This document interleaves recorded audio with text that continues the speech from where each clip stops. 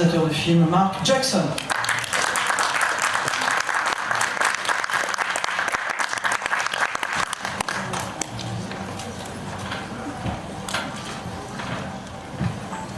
Vous le savez, je vais le dire quand même, merci de bien vouloir lever la main afin que nous puissions vous passer le micro. Merci également de bien vouloir couper votre téléphone portable ou le mettre sur silencieux. Y a-t-il une première question dans la salle?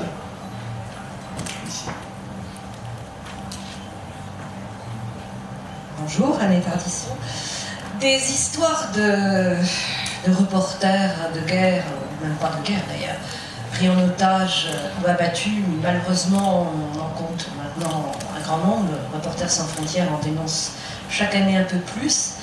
Est-ce que cette histoire vous a été inspirée par un ou plusieurs faits réels, ou est-ce qu'il y a eu dans l'actualité, au moment où vous prépariez le film, une histoire qui a été le déclencheur, l'inspiration?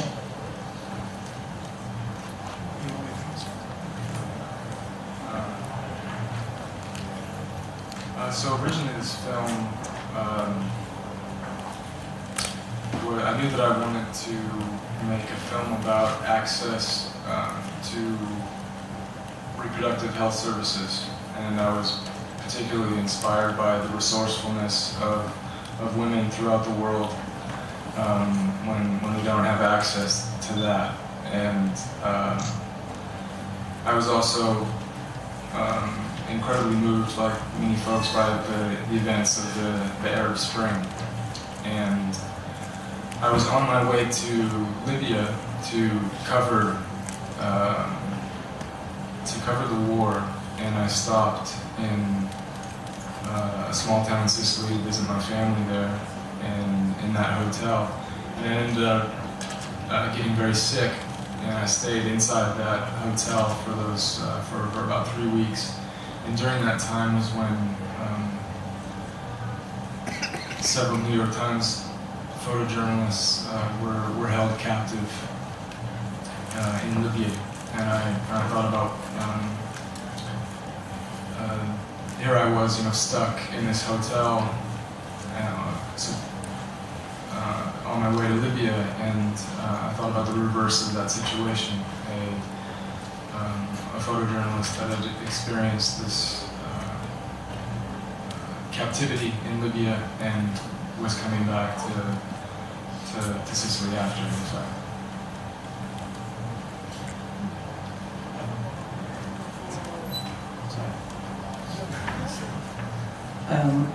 Is there anybody, I guess I should answer the question first.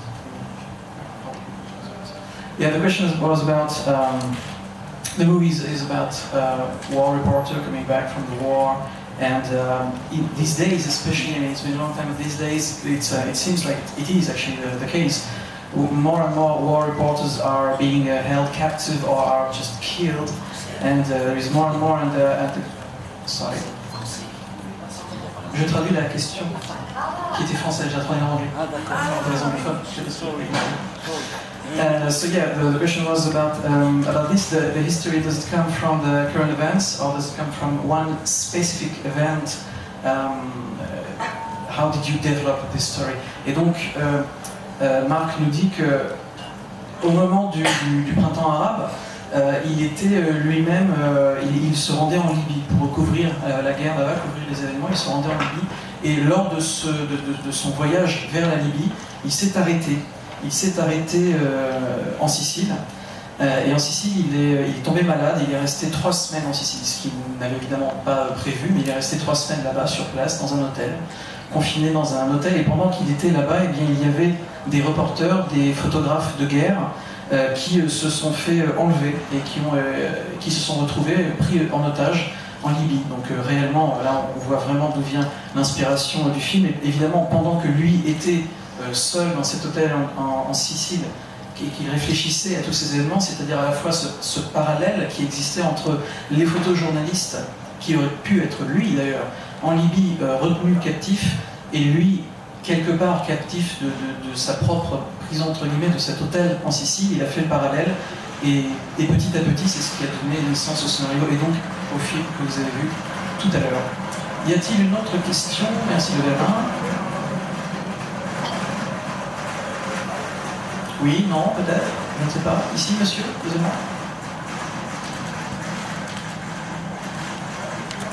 Alors j'ai peut-être deux questions, parce qu'après il y a une question régionale, puisqu'avec mon accent je viens du sud, donc il y a Afsia Herzi qui est dans le film, donc comment vous l'avez découverte, avec quel film, et comment s'est passé le travail justement avec Catherine Keener pour pouvoir faire un personnage qui finalement ne parle pas beaucoup mais fait passer énormément de choses. Alors est-ce que vous lui avez parlé justement de ce séjour? Est-ce que vous lui avez fait rencontrer des reporters? Comment ce travail, cette collaboration s'est effectuée? So my introduction to Hafsia was via The Secret of the Grain. What's that called? Le Grain et la Moulée, la première film de Hafsia. Yeah. And I was just, that was her first movie, and I was just, completely blown away by her performance, and saw a few more of her films, and knew that I had to have her for the role. I think she's such an incredible talent, and I've never quite seen anyone with instincts like hers. And I wish she was here with me, but she is shooting a film in Marseille right now.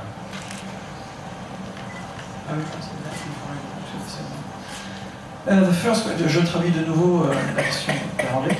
The first question was about the actress Afsia Herzi, because this gentleman is actually from south of France, and he was actually wondering how did the director get to know Afsia Herzi.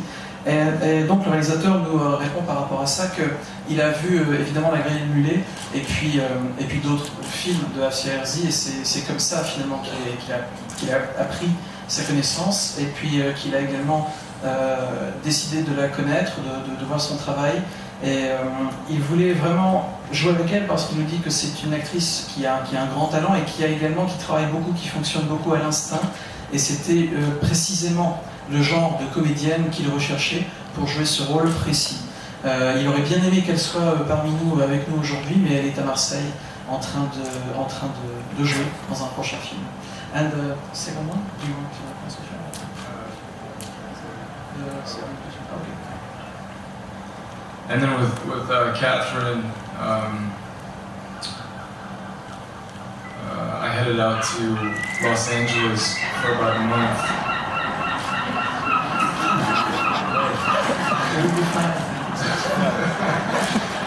I headed out to LA for about a month, and Catherine was so generous with her time, and we just became good friends. And before that, we for several months were pen pals, and we talked about everything there was to talk about except this film, and that really helped us establish a great foundation of friendship to work from.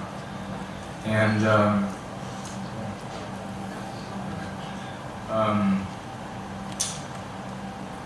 I think Catherine is one of the finest actors of this or any generation, and something that really interested me was taking away, removing what we know about Catherine. I think, unfortunately, too often you have a great actor, and then we expect them to be the same person every role that they play. And with Catherine, I thought, we know her for her beautiful laugh, and we know her for her beautiful smile, and we know her for her great voice.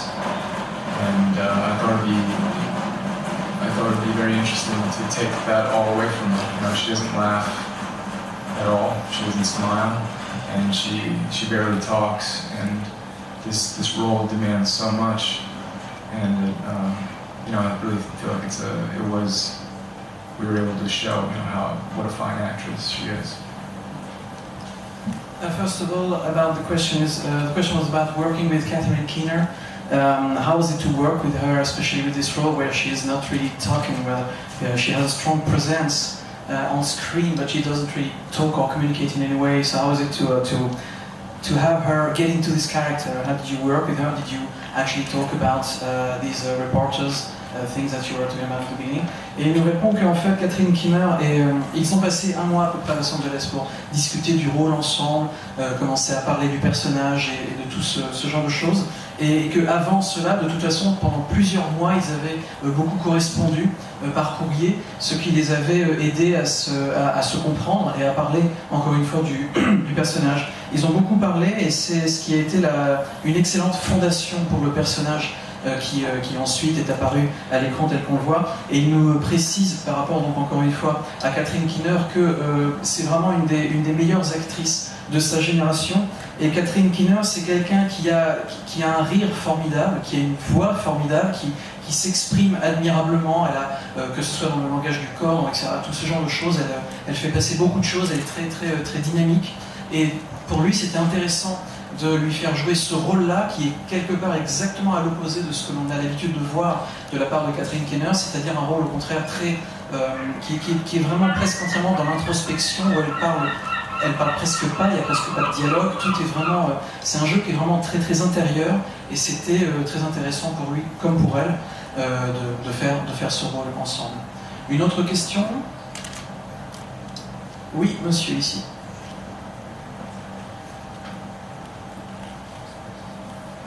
Bonjour, je voulais savoir si le choix de Sir Ben Kingsley avait à voir avec un potentiel clin d'œil à la jeune fille à mort de Polanski. Sure. Kingsley wrote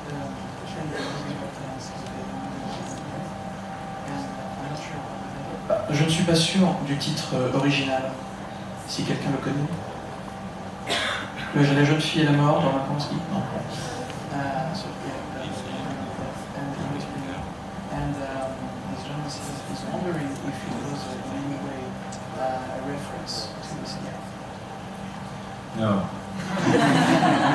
I haven't seen that film, but I'm a fan of Polanski, certainly. The Tenant is a great movie. Donc non. I'm going to translate the question. This gentleman was wondering if the presence of Sir Ben Kingsley in the movie was in any way a reference to the role that he was playing in the movie by Roman Polanski, titled, actually the French title was something like The Young Girl and the Death. I'm not sure the actual original title, but anyway, the answer is no, because he hasn't seen the movie that we are talking about. Une autre question dans la salle? Oui. Vous avez déjà présenté un film ici à Deauville. C'était aussi autour d'un thème il y avait aussi un thème de la folie, un peu de la paranoïa, mais au niveau de la photo était plus sophistiqué. Est-ce que c'était délibéré ce choix d'avoir une lumière plus austère, une manière de filmer plus austère?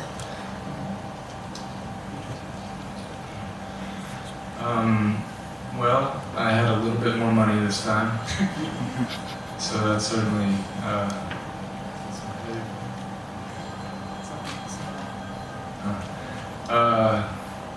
but this is the second installment of a trilogy, and this is how I imagined that young girl 35 years later dealing with a similar circumstance of loss.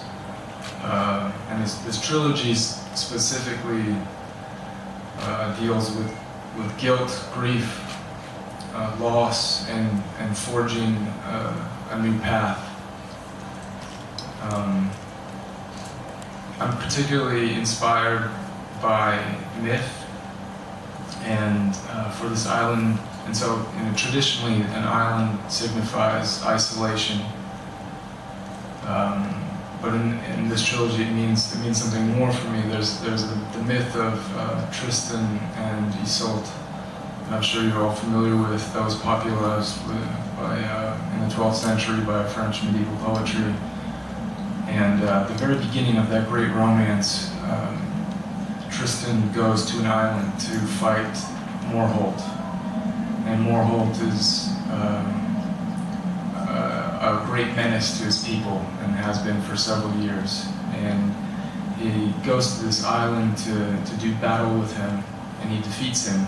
But he is mortally wounded in the process.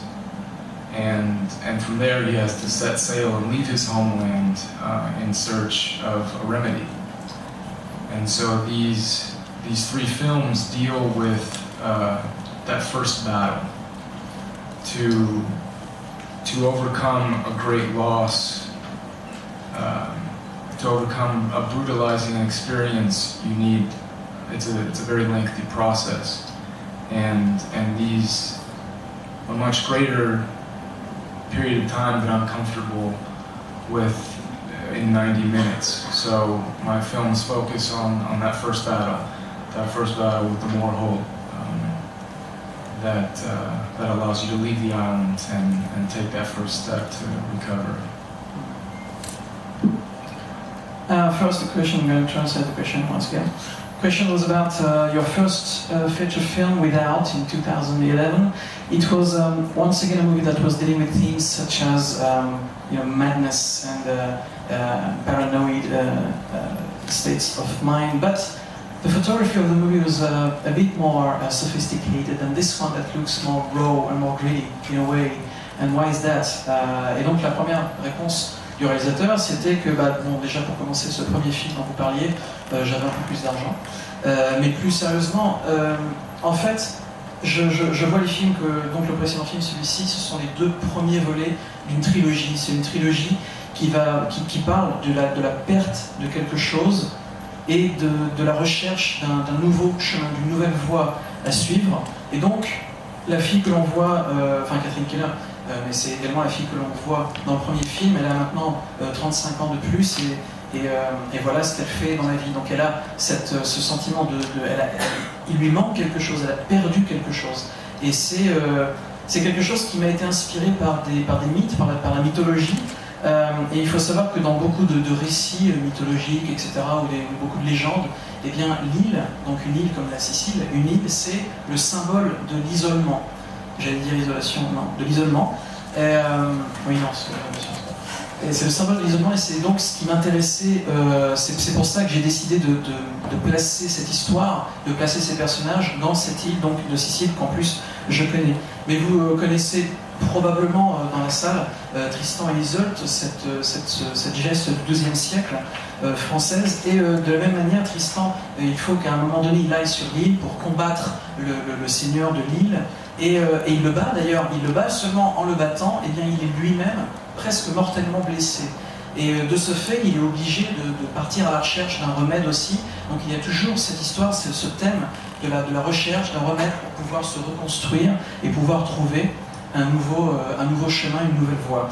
Et encore une fois, cette première bataille, celle qu'elle gagne lorsque l'on voit le film aujourd'hui, eh bien c'est vraiment cette bataille, arriver à surmonter ce traumatisme. En ce qui concerne Catherine Keener dans le film, c'est évidemment le traumatisme post-guerre, donc ce fameux post-war trauma qui est le problème de beaucoup de soldats, principalement aux États-Unis. Cette expérience qui est très brutale, une véritable perte. Et encore une fois, c'est le genre de thème qui, pour Mark Jackson, nous dit-il, est un thème qui nécessite bien plus que 90 minutes.